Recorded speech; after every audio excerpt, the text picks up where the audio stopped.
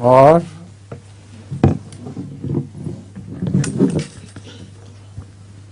السلام علیکم حضور. وعلیکم السلام. حضور, حضرت موسیٰ کے ہاتھ کیسے سفید ہوا تھا؟ حضرت موسیٰ کے ہاتھ کیسے سفید ہوئے تھے؟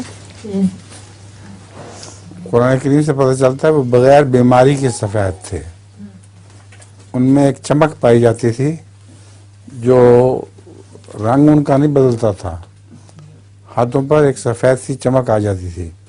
جیسے کہتے ہیں کسی کی روحانیت سے اس کا چہرہ چمکتا ہے، تو اس طرح حضرت موسیٰ کا ہاتھ چمک اٹھتا تھا مگر اس کا رنگ نہیں بدلا کرتا تھا. شکریہ حضور.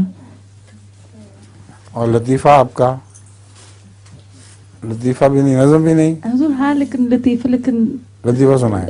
بس اتنا اچھا، لیکن اتنا اچھا نہیں ہے. جیسا بھی ہے. اچھا، ایک آدمی ڈاکٹر کے پاس جاتا ہے، وہ کہتا ہے میری یادگار جا رہی ہے.